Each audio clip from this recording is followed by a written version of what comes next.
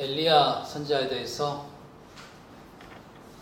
잘 우리는 알고 있죠. 주일날 말씀을 통해서 엘리야에 대해서 계속해서 또 다시 이야기해왔기 때문에 잘 알고 있으리라고 생각합니다. 북이스라엘 아합 왕 때에 갈멜산에서 바알 선지자 450명과 더불어 대결하게 되겠죠. 누가 참 하나님이냐 라고 하는 대결에서 여호와 하나님께서 참 하나님이시라는 것을 보이고 그 대결에서 승리하게 되었죠. 그런데 이후에 보게 되면 그 놀라운 승리에도 불구하고 주변 상황이 변하지 않는 것을 보면서 여전히 아합 왕의 우유부담함과 이세벨이 오히려 엘리야를 죽이려고 하는 그런 상황, 바뀌지 않는 상황. 우리는 정말 이 바뀌지 않는 상황 때문에 낙담할 때가 많잖아요. 이 바알 선지자와의 대결에서 승리했던 엘리야였으나 상황이 바뀌지 않는 이 상황 속에서 낙심하게 됩니다. 이세벨이 자기를 죽이려 한다라고 하는 소식을 듣고 그는 도망가게 되죠. 상상도 못할 일입니다. 갈멜산에서 그렇게 승리했던 이 엘리야, 정말 멋진 엘리야였는데, 그런데 그가 이세벨의 그 경고에 무서워서 도망간다라는 게 상상이 돼요. 인간이 얼마나 약한지 알게 되죠. 하나님께서 우리의 마음을 붙들어 주셔야 우리에게 담대함이 있다라고 하는 것을 알게 되죠. 도망간 그가요, 하나님 앞에서 스스로 죽기를 청하였잖아요. 하나님의 선지자들이 다 죽었습니다. 이제 저만 남았습니다. 차라리 저를 죽여주십시오. 저를 데려가십시오. 라고 청하였습니다. 그때 하나님께서 그에게 어떻게 하셨습니까? 육체적으로 돌보셨잖아요. 그에게 먹을 것을, 천사를 통하여서 그에게 먹을 것을 주고 마실 것을 마시게 하여서 완전히 기진맥진한 그를 일으키잖아요. 참 하나님, 우리는 그냥 하나님께서 우리에게 뭔가 그냥 영적으로 힘을 주고, 자꾸 영적이라는 말을 우리가 많이 사용하잖아요. 영적으로 힘을 주시고 영적으로 담대함하고. 근데 하나님께서 그에게 육체적으로 먹이는 것을 보게 됩니다. 완전히 기진맥진한 그에게 먹을 것으로 마실 것으로 그를 돌보시고, 또 이후에 그가 육체적으로 기운을 차릴만 하였을 때에 세미한 음성을 들으시잖아요. 세미한 음성을 들려주시면서 그에게 다시 사명을 주시게 됩니다. 세 가지 사명을 주시게 되죠. 그 하나님의 돌보심과 하나님께서 하나님의 말씀으로 힘을 얻은 이 엘리야가 이제 또 나아가서 그 사명을 또 담당하게 됩니다. 어쩌면 우리 인생에서 이것이 반복되는 것 같은 그런 성도의 삶이 그런 거 아닌가라는 생각도 듭니다. 정말 어떤 때는 담대한 믿음이 생기다고도, 어떤 때는 낙담하기도 하고 실망하기도 하고, 그런데 또 하나님께서 우리에게 말씀으로 우리를 일으켜 주시고 또 우리의 육체를 또 강건하게 하시고, 그렇게 될 때에 또 나아가서 사명을 감당하는 그런 일들이 우리에게 또 여전히 있다라고 하는 것을 보게 됩니다. 하나님께서 엘리야를 일으키시고 그에게 준 사명 가운데서 이런 사명이 있었죠. 누구를 너의 제자로 삼아서 선지자로 세우라 그랬습니까? 엘리사를 선지자로 세우라, 너의 제자로 삼아 선지자로 세우라 라고 했습니다. 그래서 오늘 본문에도 나오듯이 지금 엘리야와 함께 엘리사가 함께 있는 겁니다. 오늘 본문의 말씀을 보셨겠지만은 이 엘리야가 이 땅에서의 마지막 때를 보내고 있습니다. 그리고 그가 어떻게 이 세상을 떠나갔는지에 대해서도 오늘 본문이 보여주고 있습니다. 오늘 본문의 말씀을 보는 가운데 오늘 주일에 오늘 본문의 말씀을 가지고 하나님께서 우리에게 어떤 말씀을 주실까, 어떤 말씀을 가지고 우리가 나눌까라고 하는 가운데 제게 이런 생각이 됐습니다. 정말 전혀 관계없는 것 같지만 이런 생각이 들었어요. 우리 그리스도인이 어떻게 무엇을 구할 것인가 라고 하는 그런 생각이 오늘 본문의 말씀을 통해서 들었습니다. 본문의 말씀을 통해서 여러 가지로 사람들마다 하나님 주시는 그런 깨달음과 그런 은혜들이 있겠죠. 근데 저를 통하여서 무엇을 하나님께 구할까라고 하는 그런 감동을 받게 되고, 그래서 여러분과 이렇게 말씀을 나누게 되었습니다. 성경을 보게 되면 기도에 대해서 계속해서 강조하고 기도하라라고 이렇게 말씀하고 있죠. 우리가 잘 알고 있는 말씀이 있죠. 구하라, 그리하면 너에게 주실 것이요. 찾으라, 그러면 찾아낼 것이요. 문을 두드려라, 그리하면 너에게 열릴 것이니. 이 말씀만 보게 되면 우리가 구하는 것마다 하나님께서 응답하시겠다라고 하는 그런 말씀으로 우리가 깨달아지게 되죠. 그런데 우리가 실제로 경험하게 되는 것은 내가 다 원한다고 해서, 내가 원하는 것을 다 기도한다고 해서 그대로 이루어지는 것이 아니라는 것을 우리 경험하게 됩니다. 말씀이 분명히 그렇게 이야기했는데 왜 내가 원하는 것을 구했음에도 불구하고 이것은 응답해 주지 않으실까라고 하는 그런 기도의 제목들이 있습니다. 그런데 하나님 말씀은 또 말씀을 통하여서 더욱더 깊이 깨달아지는 것이 있거든요. 요한복음 15장 7절 말씀에 또 기도와 관련해서 예수님께서 이런 말씀하셨습니다. 너희가 내 안에 거하고 내 말이 너희 안에 거하면 무엇이든지 원하는 대로 구하라. 그리하면 이루리라 라고 하셨습니다. 너희가 내 안에 거하고 내 말이 너희 안에 거하면 무엇인지 원하는 대로 구하라. 기도 응답의 핵심이 무엇인지를 보여주는 것입니다. 그것은요, 주님 안에 거하여서 구하는 겁니다. 주님의 마음에 합하여서 합한 마음을 가지고 기도하는 겁니다. 주님의 말씀에 따라서 구해야 되는 겁니다. 그러나 여러분, 우리가 성경을 열심히 읽어야 된다고, 성경을 잘 읽어야 된다고 우리가 그렇게 듣고 스스로도 그렇게 깨닫잖아요. 성경을 통하여서, 내가 묵상을 통하여서 성경을 읽으면서 깨닫는 그 모든 것을 가지고, 그 말씀을 가지고 우리가 기도하는 게 정말 중요합니다. 만약에 말씀을 다 배제한 채로 내가 기도하게 되면 어떤 기도가 되기 쉬울까요? 그냥 내가 원하는 것, 내가 바라는 것, 나의 때에, 내가 원하는 때에 하나님께서 이루어지기를 하나님께서 이루어 주십사 하는 것을 구하기 쉽잖아요. 그죠? 그런데 하나님의 말씀에 따라 기도하기 시작할 때 어떻습니까? 주님의 마음이 어떤지, 주님의 뜻이 무엇인지를 분별하며 그것에 따라 구하게 되는 겁니다. 주님 안에 거하여서, 주의 말씀 안에 거하여서 구하게 될 때에 구하는 대로 응답받게 될 것이다 라고 예수님께서 약속하신 것을 보게 됩니다. 그래서요, 오늘 본문의 말씀을 통하여서 말씀이 주시는 깨달음을 가지고 우리가 구해야 될 것이 무엇인가 라고 하는 것을 찾아보려고 합니다. 말씀을 통해 보게 되면 내가 무엇을 구해야 될지에 대해서 깨달아지게 됩니다. 알게 되어집니다. 첫 번째, 어떤 기도 제목을 깨달을 수 있을까요? 하나님께서 이 엘리야를 하늘로 올리실 것에 대하여서 그렇게 작정하셨습니다. 엘리야에게도 이 땅에서의 마지막 때가 온 것이죠. 마지막 때에 오늘 본문을 보게 되면요, 엘리야가 분주하게 됩니다. 이것도 가고 저것도 가게 됩니다. 엘리야가 엘리사와 더불어 길갈에서 나가더니 여호와께서 나를 베델로 보내시니라. 베델로 가게 되죠. 여호와께서 나를 여리고로 보내시니라. 여호와께서 나로 요단으로 보내시니라. 이곳저곳으로 가게 되는 것을 보게 됩니다. 지금은 이미 제자들도 엘리야가 올리올 것이라고 하는 것을 알고 있잖아요. 그런 상황에서 인생의 마지막 그때에 그는 하나님의 인도하심 따라서 자기에 맡겨진 이 일로 인하여서 분주하게 이곳저곳을 다니는 것을 보게 됩니다. 이 엘리야의 모습을 보면서 탁 생각되는 분이 계셨어요. 바로 예수님이셨습니다. 예수님께서 십자가의 죽음을 앞두고 어떻게 하시는지 아십니까? 끊임없이 제자들에게 교훈하셨어요. 심지어는 무화과 나무를 저주하심을 통하여서도 교훈하시잖아요.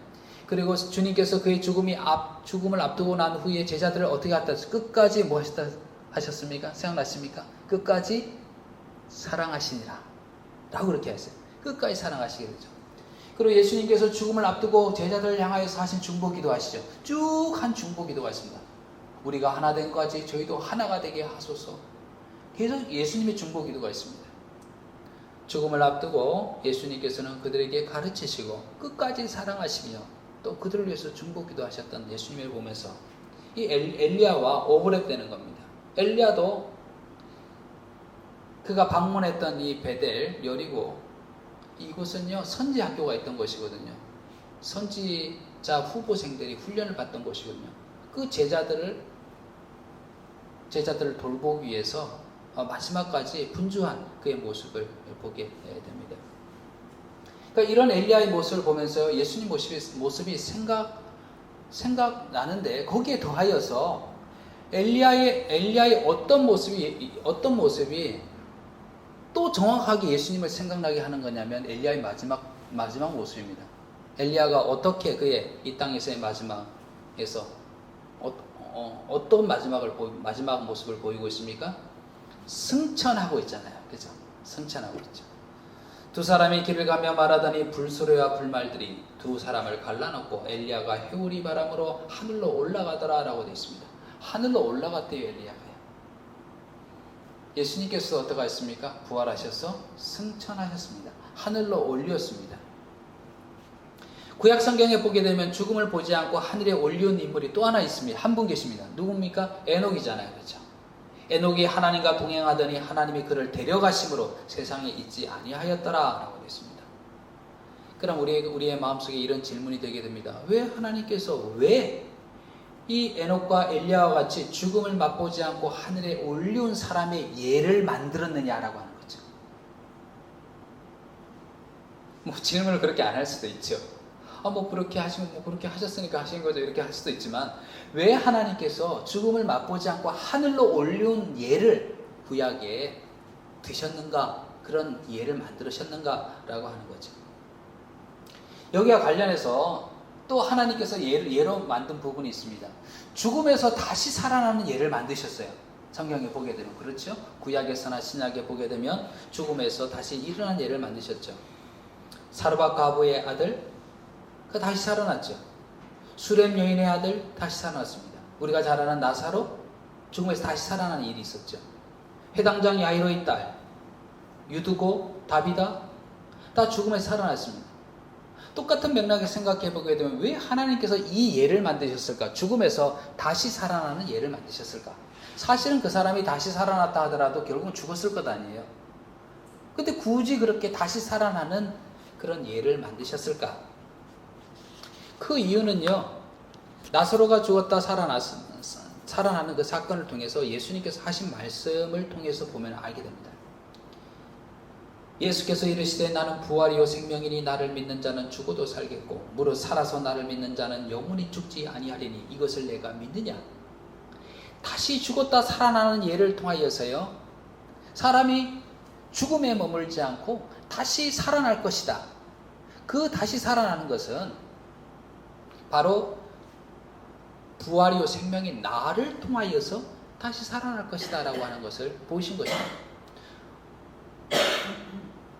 예수님 안에 있는 자가 다시 부활할 것이라는 것을 예표하고 있죠. 그래서 성경은요, 예수님을 향하여서 부활의 첫 열매라 그랬잖아요. 왜 첫 열매입니까? 예수님을 통하여서 우리는요, 둘째 열매, 셋째 열매, 넷째 열매가 되어서 예수님을 통하여서 그를 믿음으로 말미암아서 죽음에 머무르지 아니하고 영화로운 몸으로 부활할 것에 대하여서 성경은 이 예표를 통하여서 보여준 것이다 라고 하는 것이죠. 그래서 예수님께서 그 나사로를 이야기할 때도 그가 죽었다 얘기하지 않고 잠잔다라고 이렇게 얘기를 하잖아요. 그리스도 안에서의 죽음은요, 잠자는 것입니다. 죽음이 끝이라 그러면 잠잔다고 얘기할 필요 없습니다. 그런데 잠잔다라고 이야기하는 것은요, 예수님 안에서 우리가 영화로운 몸으로 부활할 그때가 있다라고 하는 것이죠. 이를 보이게 한 예표로서 죽은 자가 다시 살아나는 그 예를 성경에서 보이게 된 것입니다. 엘리야가 하늘로 승천하는 이 모습, 이것도요, 무엇에 대한 예표입니까? 무엇에 대한 것을, 그 실체를 보이려고 예표로 보이신 것입니까? 예수님의 승천인 것입니다. 하늘로 오르신. 이렇게 예수님의 승천의 예표가 된 엘리야의 이 승천을 앞두고 있죠. 그때 엘리사가 엘리야 옆에서 떠나가지 않습니다. 2절 말씀 보니까요, 엘리야가 엘리사에게 이르되 청하건대 너는 여기 머물라. 여호와께서 나를 베델로 보내시느니라 하니 엘리사가 이르되 여호와께서 살아계신가 당신의 영혼이 살아있음을 두고 맹세하노니 내가 당신을 떠나지 아니하겠나이다 하는지라. 이에 두 사람이 베델로 내려가니.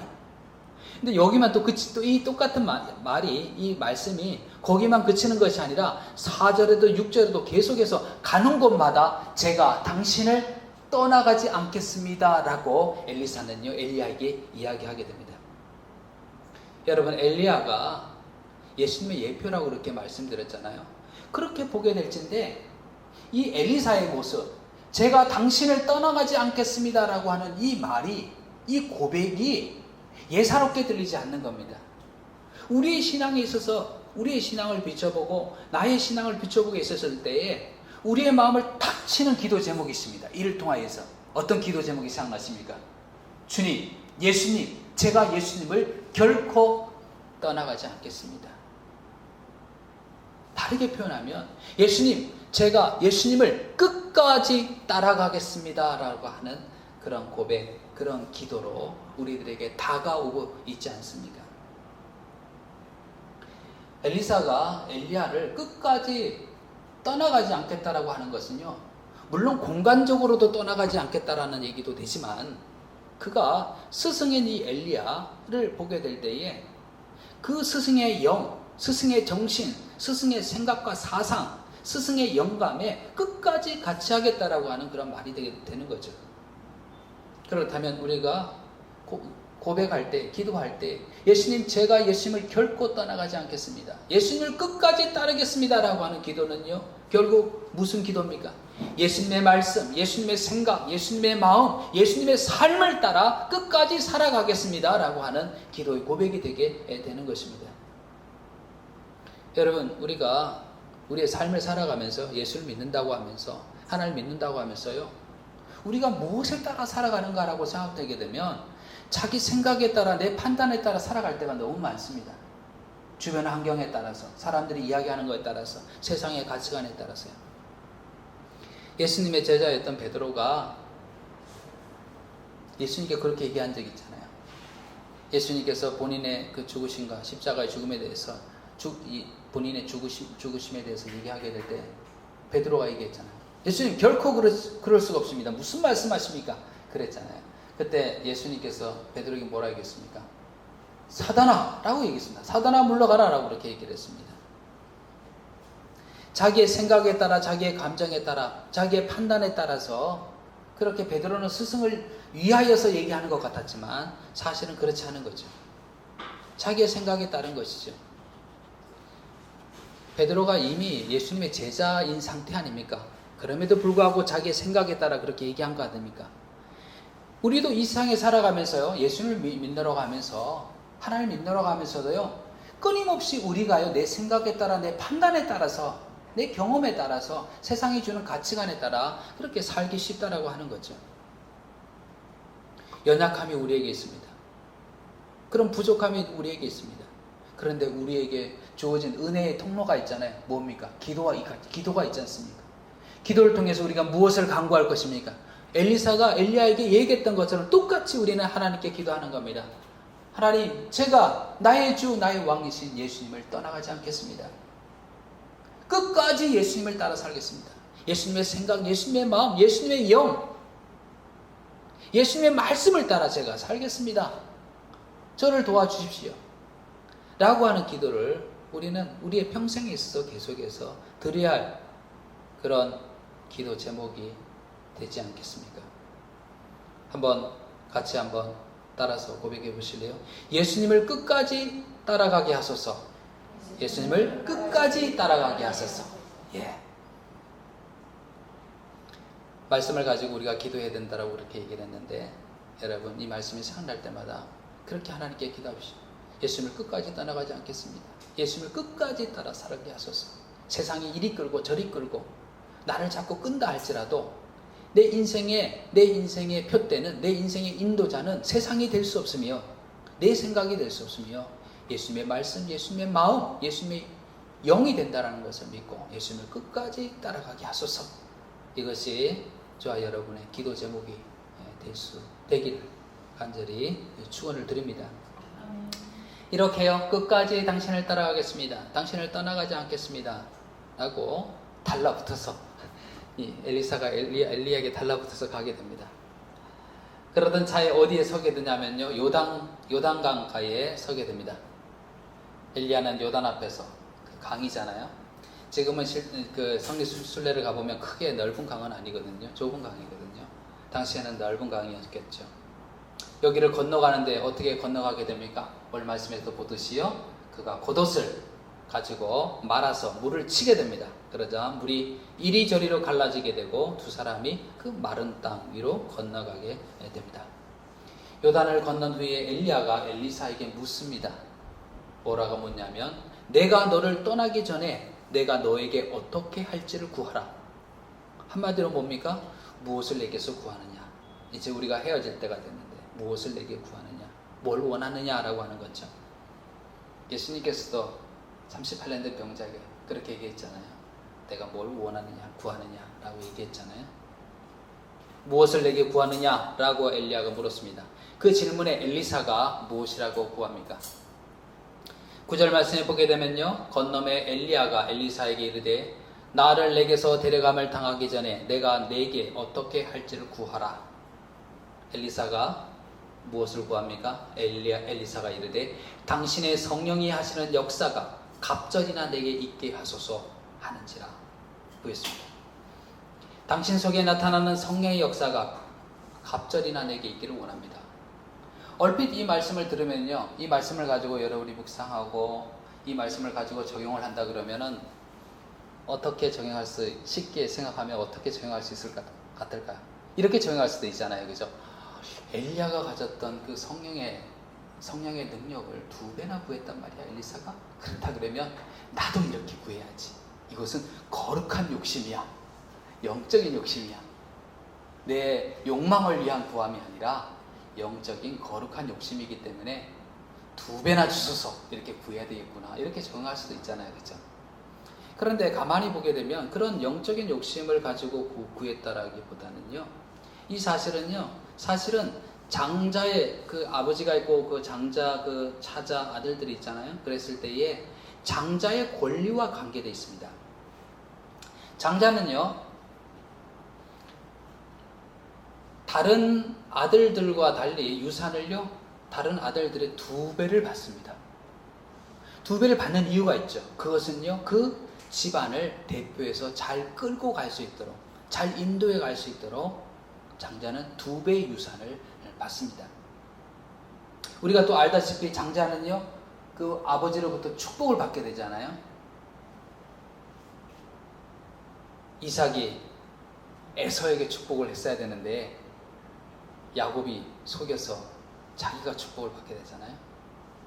이 장자는 2배의 상속을 받을 권리를 가지고 있는데 이것은요, 그 집안을 잘 아버지를 이어서 잘 이끌고 가기 위함이잖아요. 그렇다 그러면 이 엘리사가 구했던 이 갑절의 성령의 능력은요, 본인이 엘리야를 이어서 제자된 자기가 남겨진 선지 생도들, 그 선지 생도들을 잘 이끌어가는 장자와 같이, 마치 자기가 그 선생님을 이어 제자된 자기가 그들을 잘 이끌어갈 수 있는, 그 일을 감당할 수 있는 능력을 구한 것입니다. 장자로서. 그러니까 욕심에 따른 그런 구함이 아니라 내게, 당신이 떠나고 난 후에 내게 맡겨진 이 일을 감당할 수 있는 능력을 달라라고 그렇게 구하게 된 것이죠. 이 엘리사의 강구를 들으면서 우리는 어떤 생각을 하게 됩니까? 우리도 이 세상에서 그리스도로 살아가게 될 때에 우리는 먼저 예수님을 통하여서요, 구원으로 부르심을 받았잖아요. 하나님의 자녀로 부르심을 받았잖아요. 그런데 하나님의 자녀로 부르심을 받아서 그것으로 끝난 것이 아니라 보니까 우리가 믿는 자들 마음속에 또 다른 부르심이 있다는 것은 우리는 알게 됩니다. 그것은 바로 사명으로서의 부르심이 있다는 걸 알게 돼요. 내가 내 가족에게서, 내가 사회의 일원으로서 내가 속한 무리 속에서 어느 곳에든 내가 크게 보이든 작게 보이든 사명이 있다는 사실을 알게 됩니다. 내가 그리스도인으로 믿음으로 행해야 될 그 일이 있다는 것을 보게 됩니다. 그럴 때에 내게 맡겨진 이 일을 감당하기 위해서 하나님께 기도할 그런 기도의 제목이 무엇이겠습니까? 엘리야에게 구하였던 이 엘리사의 간구처럼요, 감당할 능력을 주옵소서라고 하는 기도가 우리의 기도가 되는 거죠. 감당할 능력을 주소서. 모세가 미디안 광야에서 그냥 목자로서 그 일생이 맞춰지는가 싶더니 하나님 부르심이 있었잖아요. 타서 없어지지 않는 그런 불꽃 가운데서, 떨기나무의 불꽃 가운데서 하나님 부르심이 있었잖아요. 내가 너를 통하여서 이스라엘 백성을 해방시키겠다. 하나님 부르심이 있었습니다. 그때 모세는 그 부르심 앞에서 어떻게 응답했습니까? 하나님, 저는 할 수 없습니다. 저는 입술이 둔하여서 말을 잘 못해서 할 수 없습니다. 그런데 돌이켜보니 우리가요, 모세가 구해야 될 기도는 그게 아니었다는 것을 알게 되잖아요. 그 응답이 그게 아니었다는, 할 수 없습니다라고 하는 게 아니라, 내가 말을 잘 못해 할 수 없습니다라고 하는 것이 아니라, 실제로 그 부르심 앞에서, 사명의 부르심 앞에서 모세가 구해야 될 기도는 어떤 기도였겠습니까? 하나님, 당신의 부르심 앞에서 감당할 능력을 주시옵소서라는 것이 그의 기도가 되어야 되잖아요. 그렇죠? 제가 할 수 없습니다라고 하는 그런 기도는 겸손한 것이 아니죠. 전능하신 하나님께서 함께 하시겠다고 얘기하는데, 아닙니다, 제가 할 수 없습니다라는 이야기는 겸손이 아니잖아요. 정말 겸손한 자는 뭐라고 얘기하겠습니까? 하나님께서 제게 맡겼을 때는 그 일을 감당할 능력도 주실 것이라고 믿으오니 제가 그것을 감당할 수 있는 능력을 주옵소서 라고 기도해야 될 것이 아니겠습니까? 사도행전을 보는 가운데요, 베드로가 많은 사람들 앞에서 설교하는 그 장면이 나오게 됩니다. 설교하게 될 때 베드로가 예수님에 대해서 설명하게 될 때 이런 말씀이 나오게 됩니다. 사도행전 10장 38절에 보니까요, 하나님이 나사렛 예수에게 성령과 능력을 기름 붓듯 하셨음에 그가 두루 다니시며 선한 일을 하고 마귀에게 눌린 모든 사람을 고치셨으니 이는 하나님이 함께 하셨습니다. 인간으로 오신 이 하나님, 예수님께 성부 하나님께서는요, 그 사역을 감당하기 위하여서요, 무엇을 기름 붓듯 하였다고요? 성령과 능력을 기름 붓듯 하였대요. 성령과 능력을 기름 붓듯 받아서 예수님께서 선한 일을 하고 귀신을 쫓아내고 그랬다는 거예요. 그렇다면 여러분, 예수님을 그 구세주로 영접하여서 예수님을 따르는 제자된 우리들이 우리의 그 이 땅에서의 하나님 나라를 위한 사명을 감당하기 위하여서 하나님께서 우리에게 동일하게 성령과 능력을 기름 붓듯 하지 않겠습니까? 우리가 함께 하시는 하나님의 영이 우리를 붙잡고 그 성령이 주시는 능력이 우리를 붙잡을 때에 그 사명을 능히 감당케 하지 않겠습니까? 그렇다면 우리가 구할 기도의 제목은 무엇이겠습니까? 하나님, 제가 감당할 능력을 주십시오 라고 하는 겁니다. 저는 부족합니다. 전 연약합니다. 그러나 하나님 부르셨을 때는 분명히 감당할 힘을 주실 줄 믿습니다. 감당할 능력을 저에게 주십시오. 직장 생활을 하든 또 가정에서 자녀를 양육하든 또 여러 사람들과의 만남이 또 우리들에게도 있고 또 우리 삶 속에서 결정해야 될 크고 작은 여러 문제들이 있잖아요. 근데 이게 하나님 말씀에 따라서 믿음으로 결단해야 되는데 우리가 너무 연약할 때 있잖아요. 여러 가지 생각이 많아지고 사람들의 얘기가 크게 들리고 세상의 이야기가 크게 들려서 내가 어떻게 해야 될까 마음이 약해지고 그럴 때가 있잖아요.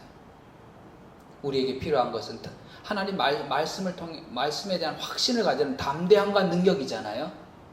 그래야 그리스도인으로 이 땅 가운데서 말씀이 중심이 돼서 말씀이 기준이 돼서 그렇게 결정하며 나갈 수 있지 않겠습니까? 다른 많은 사람들이 넓은 길로 저렇게 다 가는데 나만 좁은 길로 이렇게 가는 게 쉽지 않잖아요. 예수님께서 좁은 길로 가라고 그렇게 말씀하셨지만 이것의 끝은 생명이라고 말씀하셨지만 다른 모든 사람들이 저렇게 가고 있는데 나만 그걸 안 하고 좁은 길로 간다라는 게 쉬운 게 아니잖아요. 이렇게 갈 수 있는 담대함, 능력은 하나님께서 주셔야 돼요. 그 능력을 주셔야 되잖아요. 그럴 때 우리는 하나님께 기도하게 되는 거죠. 감당할 능력을 주십시오.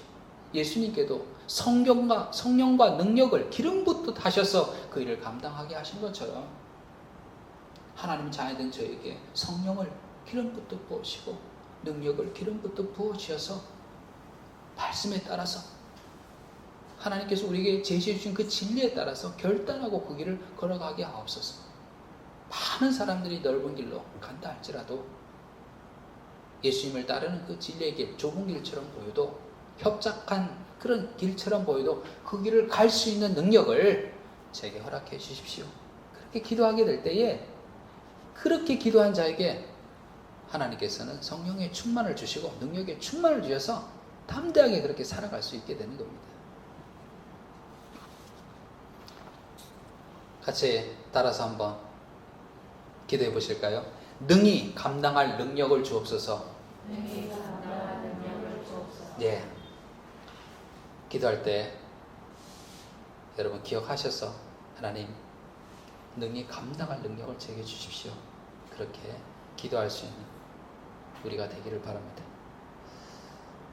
세 번째로요. 엘리야가 하늘로 올리우게 됐죠. 두 사람이 길을 가며 말하더니 불수레와 불말들이 두 사람을 갈라놓고 엘리야가 해오리 바람으로 하늘로 올라가더라. 올라가는 엘리야를 보면서요. 그 이스라엘을 지탱하고 있던 기둥이 사라지는 것 같은 그런 생각이 들었을 거예요.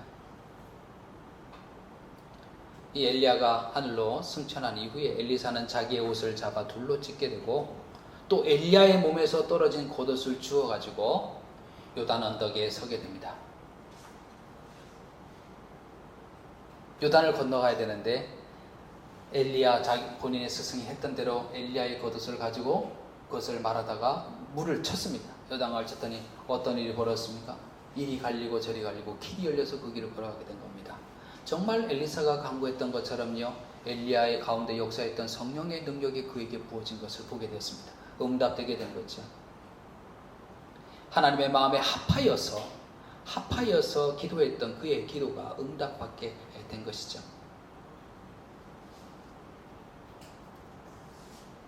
하나님 이 엘리야를 통해서 엘리야에게 사명을 주실 때 엘리사를 세우겠다 말씀하셨잖아요. 하나님 뜻 가운데서 엘리사가 세워진 거란 말이에요. 그러면 엘리사가 세워졌을 때는 감당할 능력을 하나님 주시는 겁니다.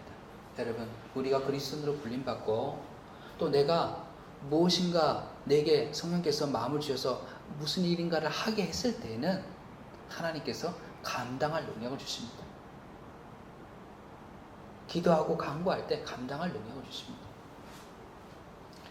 이렇게 성령의 능력을 받고 사역하게 된 이 엘리사, 이후에 성읍 사람들이 엘리사를 찾아서 이렇게 이야기하게 됩니다. 이 성읍의 위치는 너무나 좋습니다. 그런데 물이 나빠서 토산이 익지 못하고 떨어집니다. 과일들이 익지 못하고 떨어지고 곡식들이 제대로 열매를 맺지 못하고 그렇게 죽어버립니다. 물에 뭐가 있는 겁니까? 독소가 있는 것이죠. 이야기를 들은 엘리사가요, 새 그릇에 소금을 담아서 내게 가져오라 라고 이야기를 합니다. 사람들이 소금을 담아 가지고 왔더니 물의 근원에 나아가서 소금을 그 가운데로 던지며 외쳤습니다.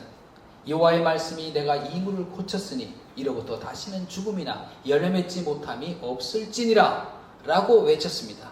그러자 독소로 가득 독소를 내던 그 물의 근원에서 그 샘에서 샘이 어떻게 바뀌게 됩니까?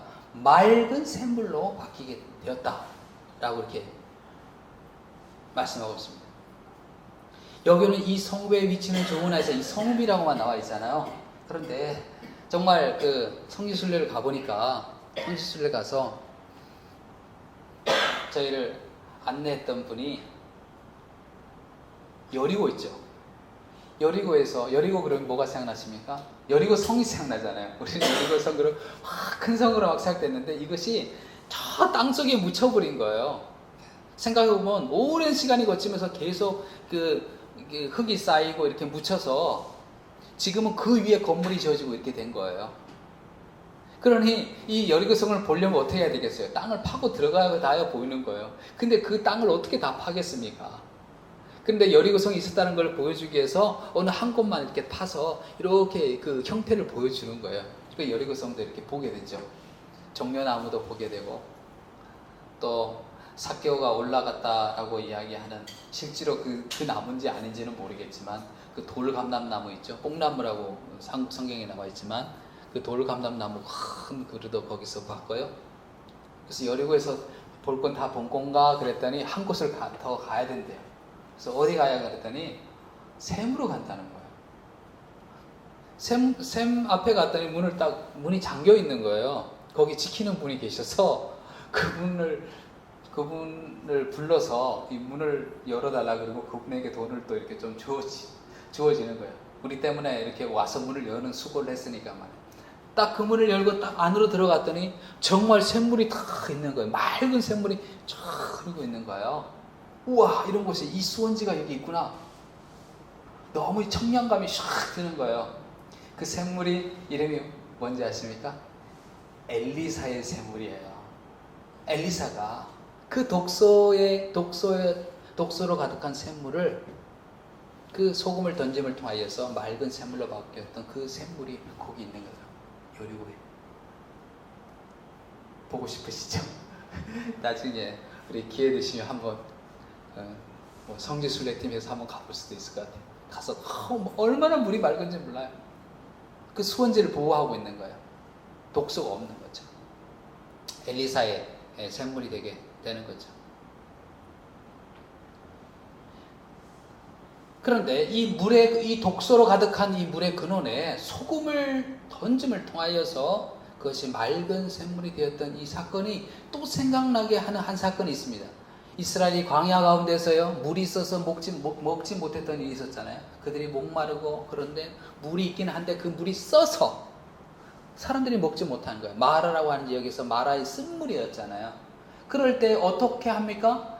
이 모세가 하나님께로 그 응답을 받아서 나뭇가지를 그 샘물에 던졌더니 그 물이 달아졌더라라고 그렇게 얘기를 하고 있습니다. 비슷하잖아요, 그죠?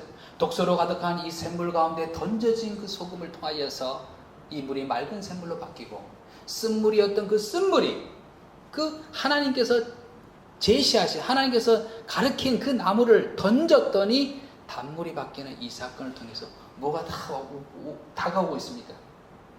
죄 가운데서, 사망 가운데서 죽어 마땅할 우리 인생 가운데 던져져서 그분의 희생함을 통하여서 우리 인생이 영생을, 우리 인생이 죄사함을, 하나님 안에 풍성한 삶을 살게 하셔서 던져진 분이 계십니다. 누구십니까? 바로 예수님이십니다. 예수님의 그 희생을 통하여서, 십자가 달리심을 통하여서 우리가 바뀌게 된 거죠. 예수님께서 일으키신 첫 번째 기적도 어떤 기적입니까? 물을 포도주로 바꾸는 거잖아요. 완전히 다른 형태의 그런 향기 나는 포도주로 바뀌는 거잖아요. 그것도 그냥 값싼 포도주 냄새가 나는 것이 아니라, 연회장이 이야기하기를 어쩌면 이렇게 좋은 포도주를 마지막까지 남겨두었느냐라고 이야기할 정도의 그런 향기롭고 좋은 포도주로 바꾸게 되잖아요. 마찬가지죠. 예수님을 통하여서 정말 밋밋했던 우리의 물과 같은 인생이 포도주로 바뀌는 그런 역사가 나타났듯이, 독소로 가득했던 이 샘물이, 쓴물이었던 우리 인생이, 죄와 사망에 있었던 우리 인생 가운데 던져진 예수님을 통하여서 우리는 맑은 샘물로, 단물로, 영생을 얻은 자로, 하나님 백성으로 살아가게 된 것임을 우리는 보게 됩니다. 곧 우리가 원수 되었을 때에 그의 아들의 죽으심으로 말미암아 하나님과 화목하게 되었은즉, 화목하게 된 자로서는 더욱 그의 살아나심으로 말미암아 구원을 받을 것이니라. 예수님을 통해서 우리가 하나님과 화목하게 된 거죠. 그러면 십자가에 달려 돌아가신 그 예수님, 죄 가운데 사망 가운데 놓였던 우리를 위해서 자신을 던짐을 통하여서 우리에게 구원을 주신 그 예수님, 그 예수님을 믿는 우리들에게 하나님께서 우리에게 주신 직분이 있습니다. 어떤 직분입니까? 모든 것이 하나님께로부터 났으며 그가 그리스도로 말미암아 우리를 자기와 화목하게 하시고 또 우리에게 화목하게 하는 직분을 주셨으니, 어떤 직분을 주셨다고요? 화목하게 하는 직분을 주셨습니다. 예수님께서 자신을 드림으로 우리를 하나님과 화목해 하셨던 것처럼 우리에게 화목하는 직분을 주셔서 우리를 통하여서 그 사람이 하나님과 화목해 될 수 있도록 화목해 하는 직분을 우리가 받게 된 것입니다.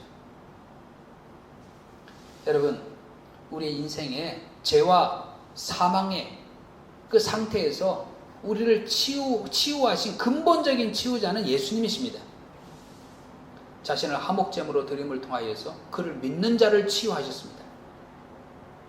그 예수님을 믿는 우리들은 화목케 하는 직분을 가진 자로서 그 치유의 통로가 되는 사람입니다. 그 치유의 도구가 되는 존재가 바로 우리들이다라고 하는 것입니다. 예수님께서 십자가의 죽음을 앞두고 우리를 위해서 중보기도 하셨다고 그렇게 얘기를 했잖아요. 그 기도 중에 이런 기도가 있습니다. 내가 비옵는 것은, 예수님께서 성부 하나님께 기도하시는 거예요. 내가 비옵는 것은 이 사람들만 위함이 아니요 또 그들의 말로 말미암아 나를 믿는 사람들도 위함이니. 예수님께서 기도할 때 내가 여기 보이는 내 제자들만을 위함이 아니요 이들의 말을 통하여서 나를 믿는 사람을 위함이니. 어떻습니까? 바로 우리들이 뭐가 되는 겁니까? 복음의 통로가 되는 거죠. 우리의 입을 통하여서 새로운 영혼들이 구원받게 되니 말입니다. 치유자는 예수님입니다. 그런데 우리는요, 뭡니까? 치유의 통로가 되는 거죠.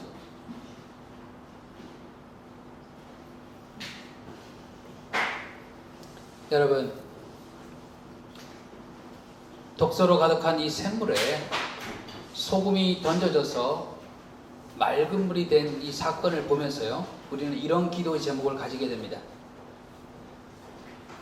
죄로 말미암아서 사망에 이른 많은 영혼을 위해서 자신을 들여 돌아가신 그 예수님의 치유에 우리가 통로가 되게 하소서, 우리가 증인이 되게 하소서 라는 기도 제목을 가지게 됩니다. 그래서 여러분, 같이 한번 따라서 해보실래요? 치유의 통로가 되게 하소서. 치유의 통로가 되게 하소서. 예. 기도할 때마다 생각하시면서, 그렇습니다. 예수님께서 이루신 그 치유, 우리로 하여금 화목케 하는 직분을 주셨으니 우리가 그 치유의 통로가 되게 하소서. 우리가 그 증인이 되게 하셔서 예수님의 치유의 통로가 되게 하소서. 오늘 본문 말씀을 통하여서 우리가 가지는 세 가지 기도 제목을 나누게 되었습니다.